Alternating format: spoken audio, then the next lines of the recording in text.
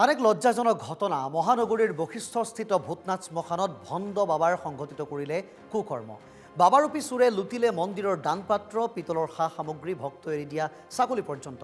ভণ্ড বাবাৰ নাম হৈছে জয়ন্ত শইকীয়া। দীৰ্ঘদিনৰ পৰা শ্মশান পৰিচালনাৰ দায়িত্বত আছিল এইজন জয়ন্ত শইকীয়া।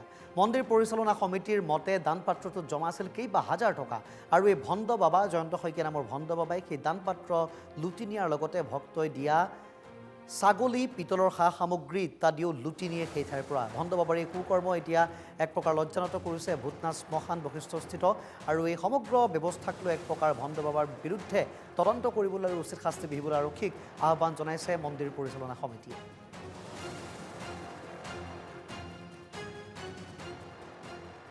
ৰাতিপুৱা মানে প্ৰত্যেক ৰবিবাৰে মানে আমাৰ সম্পাদক মহোদয় আহি যিবিলাক মানুহ ঢুকায় তাতে আমি এখন মানে প্ৰমাণপত্ৰ দিওঁ, যেনে ঢুকাল মানে জ্বলোৱা প্ৰমাণপত্ৰ এখন দিওঁ।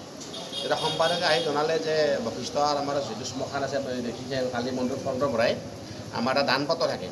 সেই দানপত্ৰ আমি মাহে মাহে খোলোঁ বা কেতিয়াবা 15 দিনৰ মূৰত বা 10 দিনৰ মূৰত খোলা যায়। এইবাৰ আমি বস্তুটো খোলা নাছিলোঁ আৰু বহুতখিনি পইচা থাকে।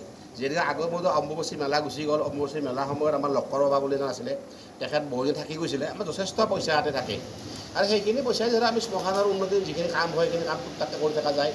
পূজাৰ কিছুমান পইচা থাকে, সেইটো এটা ডাঙৰ কথা। দান বস্তুটো নিচেই দান বস্তু দাঙি মেলা লৈ গুচি গৈছে। তাৰে ওপৰত আমাৰ কিছুমান বশিষ্ঠ মন্দিৰ এই শ্মশানৰ মানে কালী মন্দিৰৰে কিছুমান আমাৰ পিতলৰ বাচন বৰ্তন আছিল, আমাৰ শৰাই আছিল, কাঁহী আছিল, এনেকৈ ভোগ দিয়া বস্তু আছিল, মাতাৰি দিয়া বস্তুবিলাক আছিল। আপোনাৰ হাঁহ আছিল, ৰাজহাঁহ আছিল, এই পাতি হাঁহ আছিল, ছাগলী আছিল।